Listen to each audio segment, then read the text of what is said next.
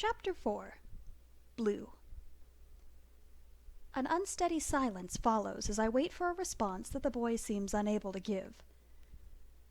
I, he starts shakily, just as I start to believe that I won't get a response.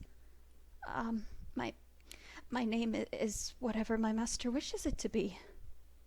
He speaks softly. That sinking feeling returns to my gut.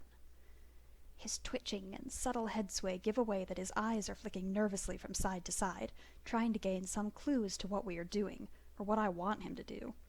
His hair and the angle of his bow still obscures his features, but I'm fairly certain he's trying to take in the unfamiliar situation. Briefly, I wonder if this is how he will take in his new home. Just nervous little flicks. No questions, no raised head. How could this sweet little thing ever need a harsh hand? No. He needs to ask those questions I can see burning in his mind. I want to answer them for him. I don't think he's as stupid as the attendant made him out to be. He just seems scared. Although I assume that's natural when a man who could break you in half like a twig is taking you home before you've even learned each other's names. Well, what did you get called before me? I question, trying to keep my voice even. The boy is scared enough, and he doesn't seem to mind that I've taken on the tone of a person trying not to spook a wild animal. Baby talk is not dignified, but I'm trying to be non-threatening, damn it. Master's called me lots of things, though I don't think that bitch or slut are real names. I sit there in silence, my brain grinding to a halt. Absolutely nothing is processing at the moment.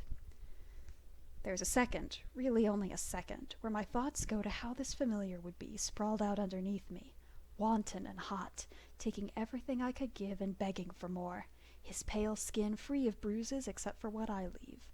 I wonder if he would stutter when he cried out my name, what it would sound like in the throes of passion, how flushed I could make his pearlescent skin. I'm ashamed of myself. Of course I had heard stories of familiars used for their master's sexual pleasure, but the accounts had always seemed exaggerated, and it was an easy way for familiars to get hurt. I had just assumed that in the interest of preserving the tiny lifespans of their familiars, mages would restrain themselves from taking their pets in any unnecessarily cruel ways. It appears as though I was wrong.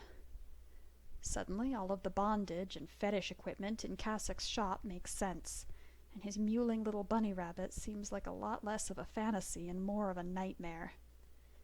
I can feel anger coiling in my stomach as my hands ball themselves into fists of their own accord. I'm so stupid. How could I just think Cassic's pets are there because of their own preferences? They have no choice in their master's business. No one cares if they're strapped down for hours on end, so long as they make a pretty sight. I don't know much about familiars, but I understand the law and their placement in society.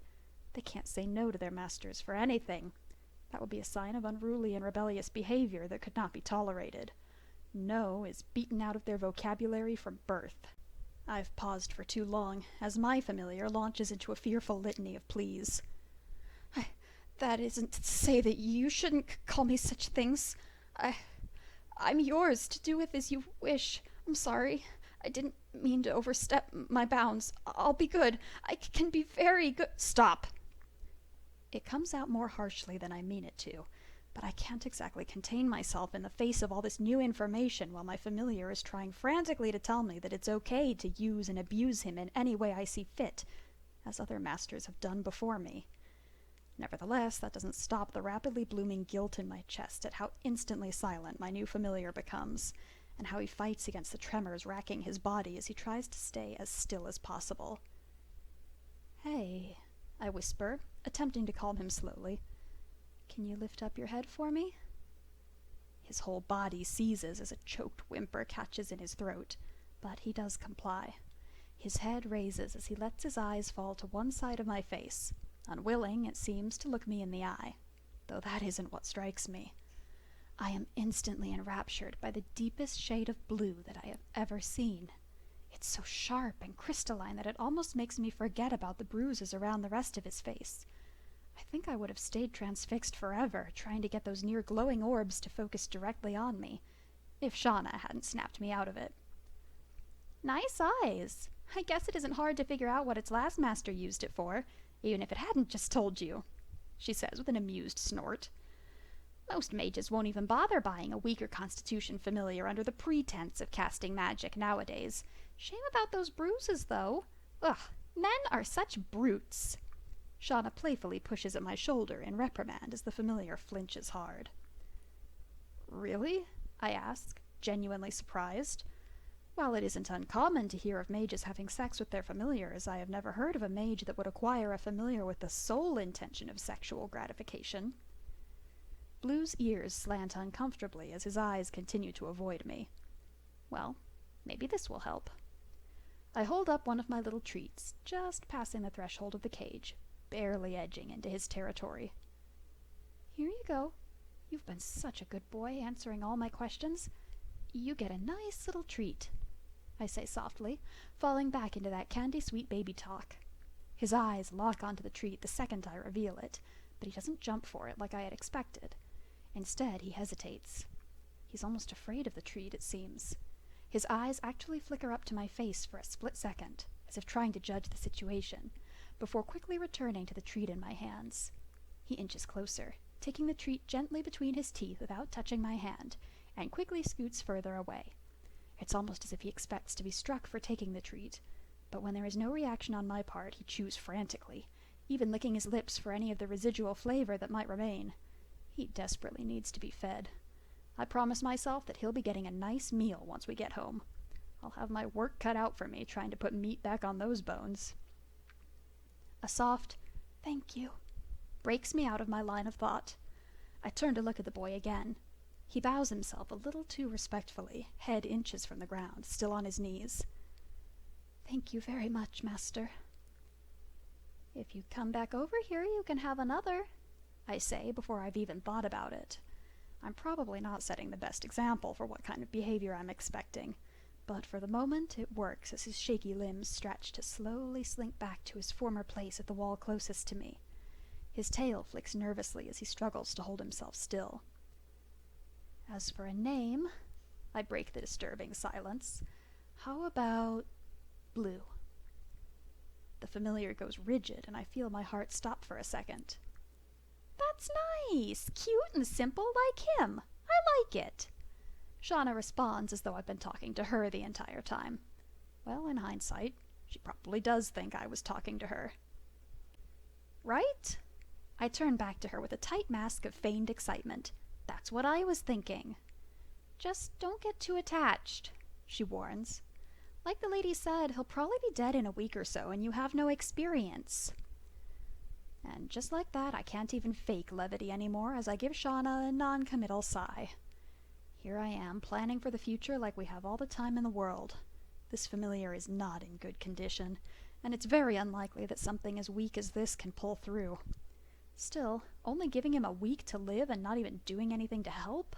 He's obviously in pain. I get that the market is gigantic and there aren't a lot of good resources to go around, but at least Shauna should be thinking about this creature a little more humanely. Either way, I can't let him die in such a short, pathetic amount of time. I don't know exactly what I'm doing, but I've taken care of sisters, brothers, and friends when they got sick or hurt. I at least have to try to help. Looking back at Blue, I am reminded of how small and terrified he is, trying desperately to stop himself from curling up in the back of his cage. "Blue," I call softly, watching his head rise while his eyes look everywhere other than my face. "Such a good boy," I praise softly, baby talk back in full effect. "You're already responding to your new name." His ears seem to twitch in confusion, but his eyes lock as I hold up the second treat from my bag. He chews much more calmly this time and doesn't retreat afterwards, which brings some peace of mind to me before the attendant comes back with the papers. All in all, Blue's life costs me less than the book and collar that I got for him. I hide my disgust as I continue to smile at the lady and sign at the bottom of the page. When she leaves again to get the keys, I find myself feeling slightly nauseous, and I let Shauna distract me with mindless chatter about the upcoming year. It works so well that I almost missed the attendant coming back in and slotting the key into my familiar's cage. "Stay still, Mutt! Behave, you're his problem now, and he doesn't have to abide by the rules of the market." She says the last part threateningly as she pulls Blue out of the cage by his ill-fitting canvas shirt. He whimpers and squirms, but otherwise tries to comply. A thin, dark-colored collar is snapped around his neck with a leash. He crawls submissively on the ground as the attendant leads him over to us. She gives a sharp tug on the leash as they stop, before handing the leash off to me. "Remember," she speaks sharply, "tight leash and strict punishments are the only way to get through this one's thick head." The attendant warns me as though I've just purchased a rowdy familiar with a serious behavioral problem. I'm fairly certain that if I told Blue not to breathe, he would be too terrified to disobey. Regardless, I smile and thank the woman, just ready to be done and out of this place. "I'm going to go ahead and go home, Shauna. It's getting dark and I've had a long day." She agrees and goes, leading her familiar off, but I'm far too drained to go through a carriage ride with them. Pulling the paper warp totem out of my bag is the best feeling I've had all day. Rest from this madness is in sight. The activation causes a lurch in my stomach, and suddenly Blue and I are in my home. Blue trembles at my side for a few moments before pitching forward and retching on the tile. Well, I mean, no one said that this would be easy.